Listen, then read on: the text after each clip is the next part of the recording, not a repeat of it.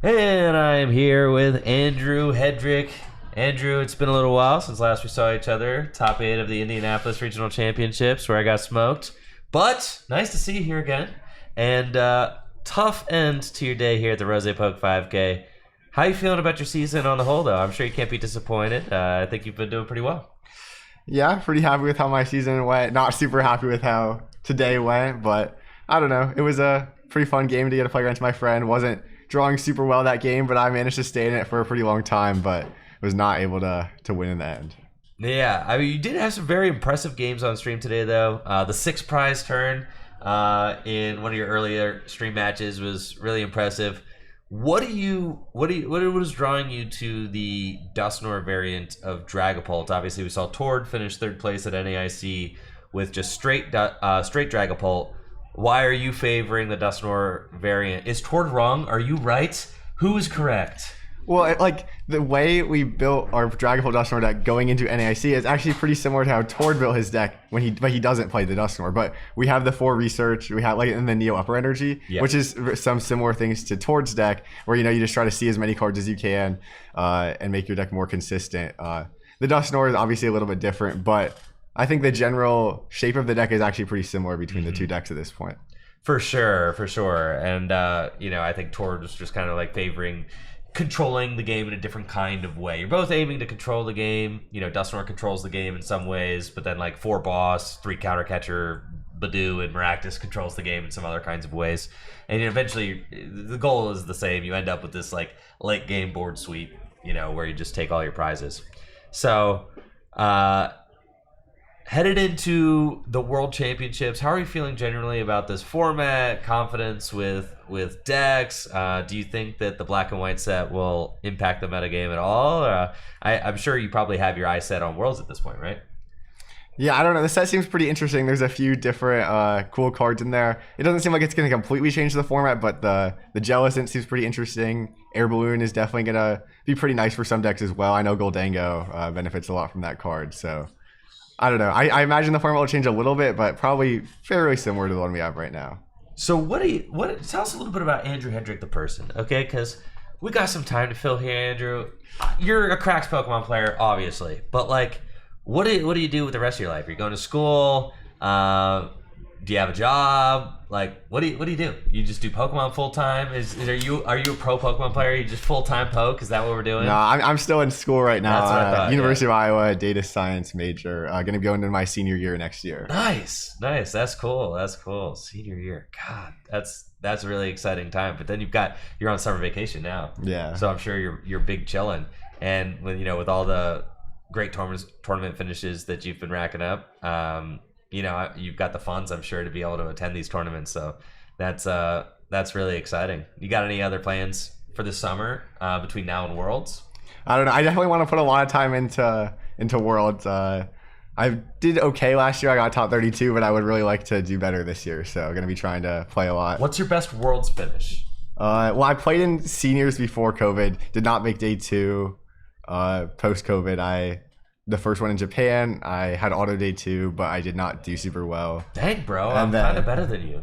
I mean, last year I didn't make it in the top 32, so I'll take my 5K from last year, but I would like to do better than that this year. Dang, Jesse's even got a 3rd place. What's up with you, man? Bro, we're not talking about that. We're not talking about his NAIC win. We're not talking about as far as Worlds goes. You're above me. We're only talking about Worlds. Okay, that's all we're talking about. No, that's I give JW a hard time too because he's never converted to Worlds. But Worlds, I mean, it's a different beast. Obviously, top 32 is a huge accomplishment. You got the Worlds bag. You got $5,000 for top 32. I mean, that's more prizing than they've offered for Worlds in years previous. So that's a big deal. And I'm sure it feels nice just to crack that top 32 because it is just it's such a crazy event and having everybody represented from all corners of the world is always pretty exciting. So as a player with as many accomplishments as you have, right? What's the driving force right now that keeps you hungry, wanting the next win, wanting to keep training, wanting to keep refining your list? What's the driving factor for you? Well, I don't know. In general, it's fun to be good at something, right? To get try to beat people who are trying their best too to at a game. So I like to keep going out there and try my best, seeing if I can win tournaments. But obviously, Worlds is probably the one I care most about at this point. It'd be really cool to make a top cut at the World Championships. Yeah, well, I think that's something that people probably expect from you at this point. I mean, at this point, you also have racked up so many accomplishments that does it start to weigh on you at all as far as like expectation? Do you get stressed out about competing or like living up to expectations from people, or does that not faze you at all? I would say when I do bad at a tournament, I definitely feel it a little bit, but I would say going into the tournament, I don't really feel too much pressure generally. I just kind of go out there and try my best. That's sick, dude.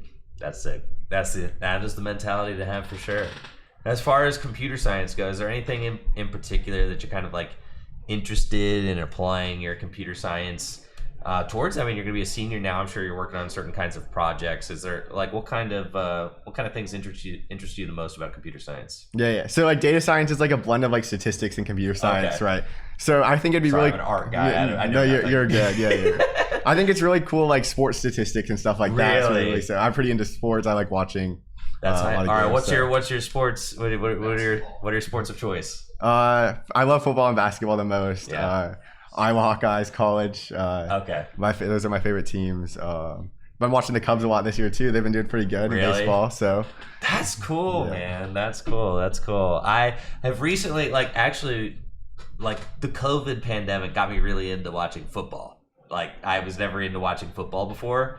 I don't know, because I was kind of like a nerd and like a runner. So like jock sports like that didn't really, I played soccer or something, but like I was always kind of like, I mean, that's kind of a. But now as an adult, like, dude, I freaking love the Ravens, man. Okay, like, I've seen the Ravens chain. Yeah, so like, it was really Lamar Jackson got me like super into watching the Ravens because he's such a dynamic athlete to watch. Like, I mean, I grew up in the Baltimore area and like it was cool watching Ray Lewis and like, that whole thing. But yeah, there's a lot of carryover between sports and like something like Pokemon and esports. I mean, just like the kind of mental toughness it takes to be able to compete in these kinds of things.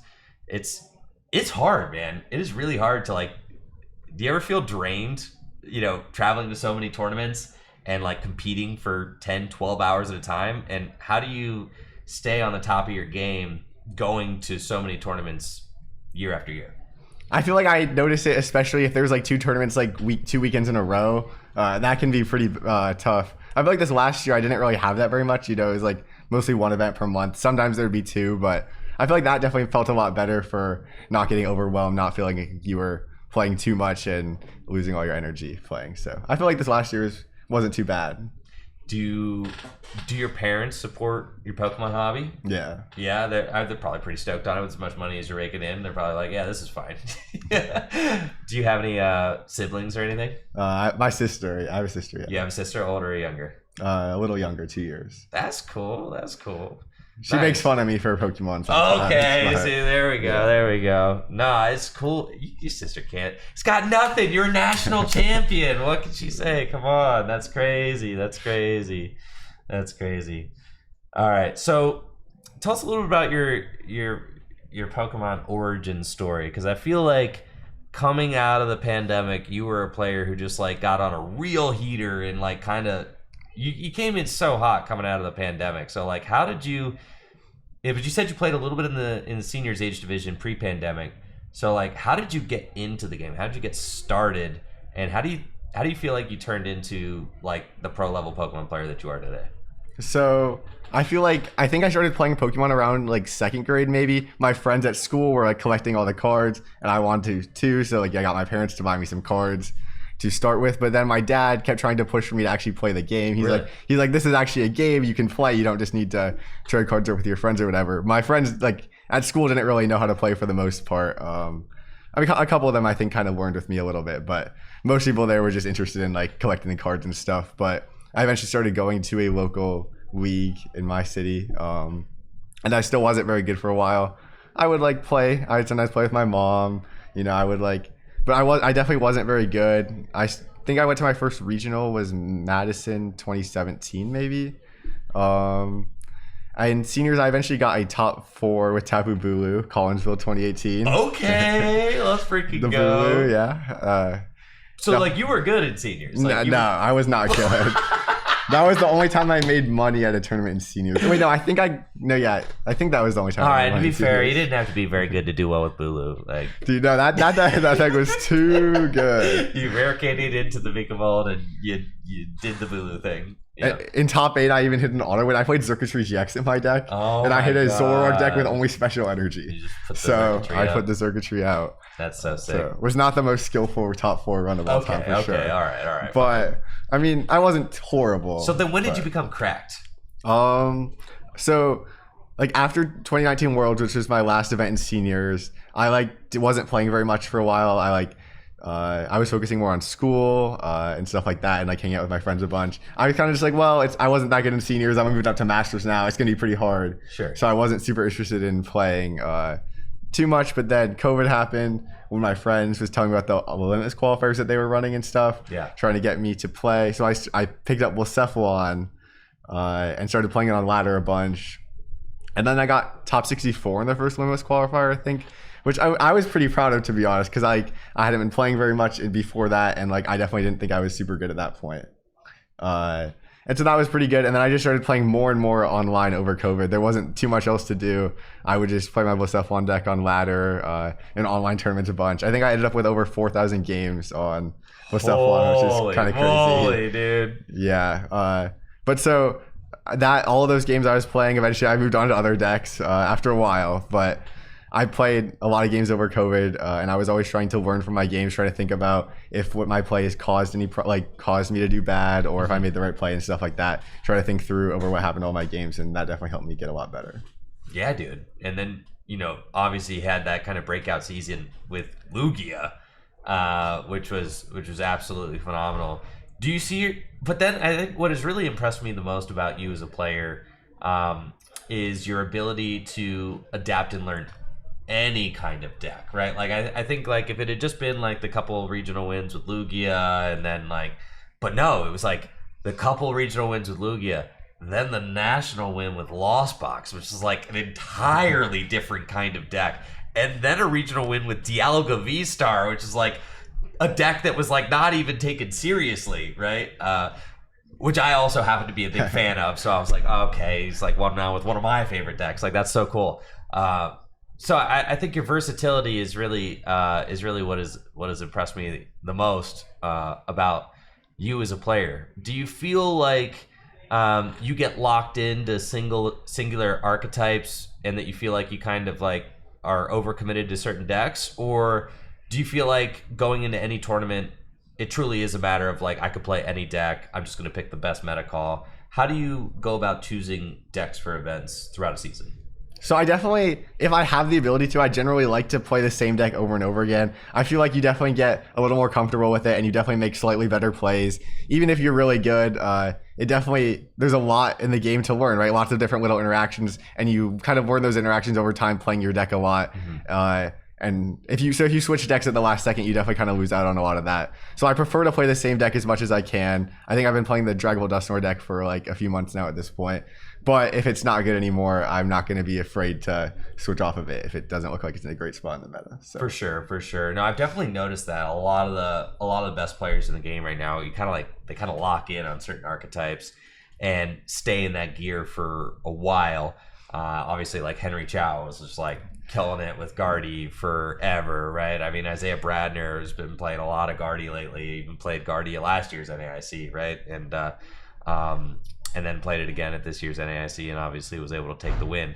So I think the repetition really does allow you to see like kind of every nuance of the matchups that you're going to be up against and make the right call, most of the time in any given situation. So it's cool to hear that kind of echoed from you as well, even though you're a player that I consider to be a kind of player who can switch decks and see success with any different kind of strategy, which has been neat.